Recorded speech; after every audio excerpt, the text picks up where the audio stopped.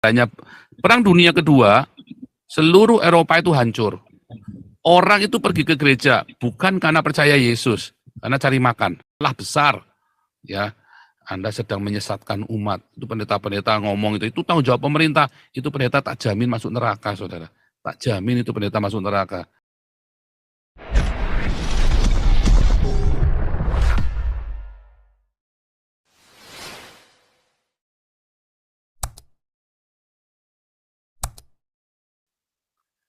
Halo, Ya. Ini Anton Jateng Pak, bukan Galaksi. Oh ya, Anton. Ya, Pak. Saya punya dua pertanyaan yang menggelitik nih Pak. Yang satu tadi kan Pak Paul bilang kalau apa itu sekolah atau universitas punya gereja itu nggak boleh mahal. Nah itu kalau mahal itu berarti salah ya Pak, kayak di bukan Pak, bukan nggak boleh mahal Pak. Harusnya digratiskan bagian tidak mampu. Oh iya. Cuma itu kalau mahal mah boleh-boleh saja. Loh sekarang yang benar gini loh Pak, kalau ada orang, ini sekolah bagus, ini ada orang kaya, dia bisa bayar mahal, ya bayar mahal dong. Tapi kalau ada orang yang tidak mampu, ya nggak usah dikasih bayaran. Lah saya dulu dipaksa bayar ya Pak. Saya bilang nggak mau, saya mendingan sekolah di negeri saja lah, daripada nunggak 6 bulan malu. Padahal sekolah milik gereja loh itu. Iya, saya tahu Pak. Kayak yang di Unika Sugio Pranoto Jatingaleh Semarang itu semuanya tunggangannya mobil Pak, nggak ada yang tunggangannya sepeda motor. Ya mungkin ada 1-2 sih, tapi itu pun keren gitu. Nah itu berarti kalau harusnya orang miskin tuh boleh kuliah di situ gitu ya Pak ya? Yang benar gitu ya Pak? Ya. Iya dong Pak. Kalau orang miskin nggak boleh kuliah di situ, itu salah gitu ya? Jadi iya dong Pak. Kan itu yang ngelola gereja kan? Kalau dia ngaku punya gereja loh Pak, kalau dia ngakunya punya gereja, itu punyanya swasta, bukan punya gereja, lepas dari gereja sama sekali.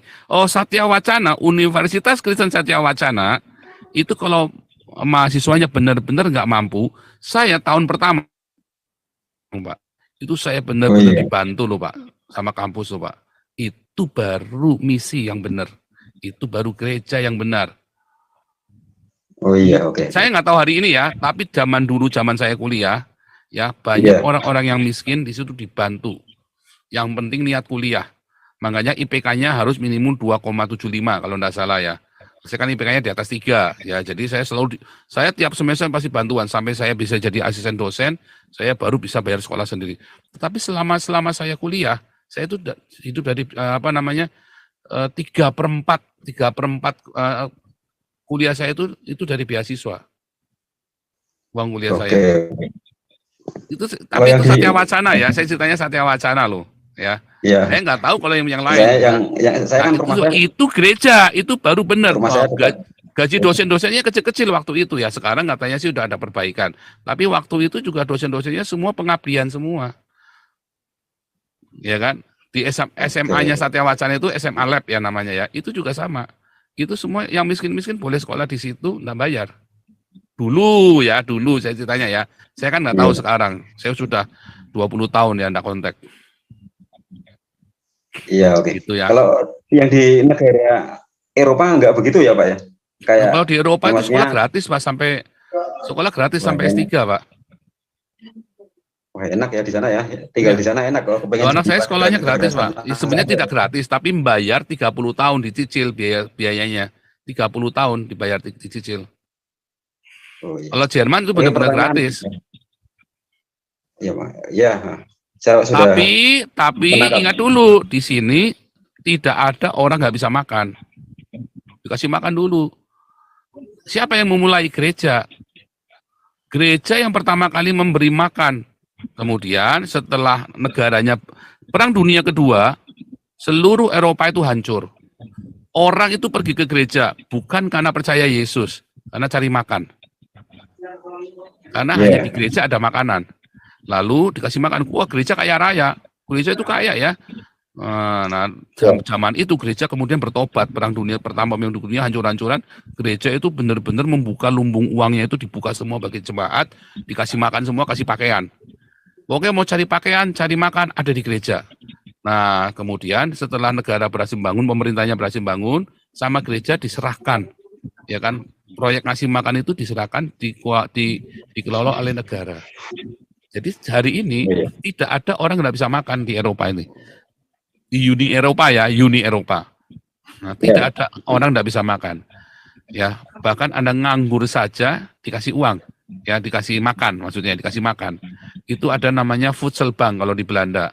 Voedselbank itu kalau kita penghasilan minimum, kita pergi ke sana itu makanan gratis, ya barang-barang masih bagus semua. Itu di supermarket ya, ada daging, ada telur, ada sayur, ada roti, itu gratis. Barang benar, bukan barang busuk ya, bukan barang kadaluarsa, barang benar. Ya. Udah kasih makan dulu, baru sekolah diurusin, kesehatan kemudian diurus juga. Jadi sini nggak ada orang sampai terlantar melahirkan terlantar terus nggak bisa nebus anaknya, nggak ada. Ya, nggak ada. Oke. Ya, pertanyaan terakhir Pak. Misi Pak Paul menjadi Nabi ke-26 ini kan karena banyak gereja-gereja ditutup yang sudah dibangun sejak zaman Presiden Soeharto. Bukan Pak, misi saya menjadi Nabi ke-26 adalah meluruskan jalannya Muhammad Pak. Oh iya. Serius, melurus sudah jelas dulu saya udah ngomong. Iya. Terus yang ini loh Pak, bisa nggak kira-kira gereja-gereja yang dibangun sejak zaman Presiden Soeharto itu dibuka kembali Pak? Biar orang Kristennya senang gitu loh, bisa beribadah di tempat itu dan agar apa itu gereja-gereja yang dulu di nggak bisa Pak. Nggak bisa. Nggak bisa. Nggak bisa. Kecuali Indonesia pecah jadi 8, itu nanti bisa. Bisa dibuka kembali ya Pak? Bisa, Indonesia pecah jadi 8 tapi ya. Yang di Jawa nggak bisa kan, Jawa kan Islam kan pasti kan. Tetapi kalau yang di Minahasa, yang di Papua segala macam bisa. Oke lah. Kan? Kalau di Jawa Sumatera susah Pak. Iya, kita pengennya gereja-gereja itu bisa dibuka kembali biar orang Kristennya senang bisa ibadah di situ. Kan gerejanya dibangunnya sejak zaman Presiden Soeharto gitu. Susah. Oke lah, terima kasih Pak. Susah. Ya karena itu adalah politik ya kan. Karena kan mereka memang gini, orang-orang ini menggunakan Islam ya sebagai kendaraan politik mereka. Itulah masalahnya. Itulah yang terjadi sekarang ini. Dan itu mereka sedang ke arah sana. Nah, ada orang-orang Islam yang nasionalis. Tadi ya seperti Rudy Kamri. Oh nggak terima, nggak mau. Ya kan? Oke. Ya kan? Oke. Makanya balik lagi ya, banyak orang menyangka kita di sini menista Islam tiap hari. Oh tidak, gereja pun kita hantam kok. Sama seperti Rudy Kamri. Kita itu bukan membela minoritas. Sama, saya bukan menyerang mayoritas. Saya menyerang agama yang tidak benar. Ya. Itu tadi ya. Oke, Bika Ambon silakan.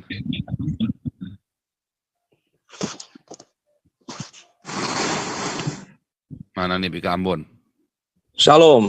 Shalom Bika Ambon. Pak. Iya deh Pak. Provinsi Jawa Barat Pak ya. Memang dapat predikat ya provinsi yang paling tidak intoleran Pak ya. Tapi yang paling anehnya Pak, bisa bangun masjid 1 triliun Pak ya. Jadi apalagi ini baru-baru ini kan banyak kasus-kasus santriwati Pak ya, yang banyak kena masalah memang semua di Jawa Barat, di Cilegon juga termasuk, dan juga di Depok kasus yang baru-baru ini terjadi, semuanya di Jawa Barat semua gitu Pak. Jadi mengapa ya yang mayoritas kebijakannya mau menegakkan syariah, memang mereka tidak berpikir bagaimana membangun masyarakatnya Pak. Yang dipikir hanya agama terus Pak ya, buat ibadah terus. Jadi sepertinya termasuk juga pemimpinnya Pak ya, tidak bisa berpikiran maju seperti itu Pak ya. Yang dipikirin hanya agama terus, tempat ibadah terus dibangun tuh ya. Jadi cukup ngeri Pak ya. Makanya kan saya bilang ini gubernurnya kenapa tidak bisa introspeksi gitu ya, gubernurnya Pak ya. Padahal baru-baru ini juga terjadi dan juga banyak sekali ya. Kita juga tidak pernah menyangka kok bagaimana bisa di wilayah itu bisa terjadi gempa gitu. Apa itu memang ada hukuman dari Tuhan itu Pak ya. Kita juga tidak tahu Pak.